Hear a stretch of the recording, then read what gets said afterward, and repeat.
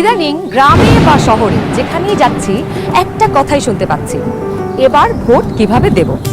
এবার নাকি একদিনে 2 ভোট, তার মানে ভোট সেন্টার 2বার যেতে হবে, 2বার লাইনে দাঁড়াতে হবে।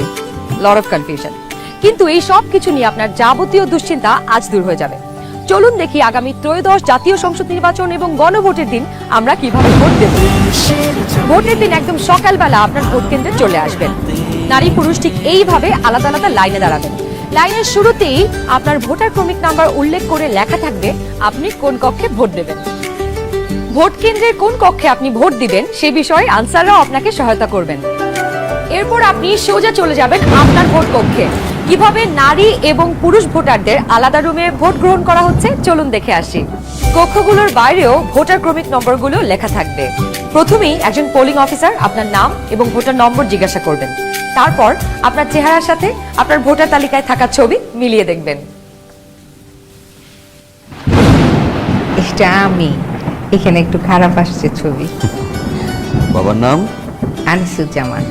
ভোটার আয়শা খানম, ভোটার নং 0157। প্রথম পোলিং অফিসার আপনার নাম এবং ভোটারের ক্রমিক নম্বর জোরে উচ্চারণ করবেন, যেন কক্ষে থাকা সহকারী প্রিজাইডিং অফিসার এবং পোলিং এজেন্টরা শুনতে পারেন। এরপর দ্বিতীয় পোলিং অফিসার আপনার আঙুলে অমোচনীয় কালি লাগিয়ে দেবেন। তারপর আপনি চলে যাবেন সহকারী প্রিজাইডিং অফিসারের টেবিলে। প্রিজাইডিং অফিসার আপনার ভোটার নাম্বার লিখে আপনাকে 2টো ব্যালট পেপার দেবেন। জানি এবার গণভোটের জন্য গোলাপি ব্যালট, আর সংসদ সদস্য নির্বাচনের জন্য সাদা কালো ব্যালট। বাহ! ব্যালট পেপার নেবার সময় আপনাকে স্বাক্ষর করতে হবে। আপনি চাইলে টিপসই দিতে পারেন।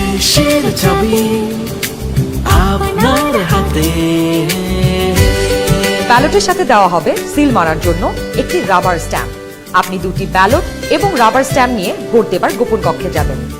এবার কিন্তু সময় বাঁচানোর জন্য অনেক ভোট কেন্দ্রেই 2টো গোপন কক্ষ থাকবে, যাতে একই সময়ে 2জন ভোটার 2টো গোপন কক্ষে ভোট দিতে পারেন।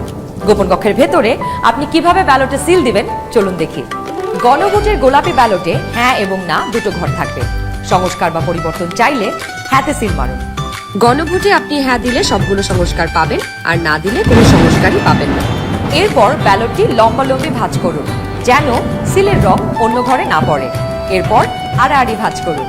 সংসদ সদস্য নির্বাচনের জন্য সাদা কালো ব্যালটটিতে থাকা আপনার পছন্দের ব্যক্তি বা দলের মার্কায় সিল মারুন। সিলটি কিন্তু নির্ধারিত ঘরের বাইরে যাওয়া যাবে না। মার্কার বাইরে সিল পড়লে আপনার মহামূল্যবান ব্যালটটি বাতিল হয়ে যাবে। সিল মারার পর এই ব্যালটটিও প্রথমে লম্বালম্বি ভাঁজ করুন, যেন সিলের কালি অন্য মার্কায় না লাগে। এরপর আড়াআড়ি ভাঁজ করুন। এবার গোপন কক্ষ থেকে বের হয়ে স্ট্যাম্পটি সহকারী প্রিজাইডিং অফিসারকে ফেরত দিন এবং একই ব্যালট বক্সে 2টি ব্যালট পেপার ফেলুন। ব্যাস, হয়ে গেল একদিনে 2 ভোট। একদম সহজ, তাই না? তাহলে নিশ্চিন্তে ভোটের দিন চলে আসুন আপনার ভোট কেন্দ্রে, আর ভোট দিয়ে বুঝে নিন দেশের মালিকানা। দেশের চাবি আমাদের হাতে।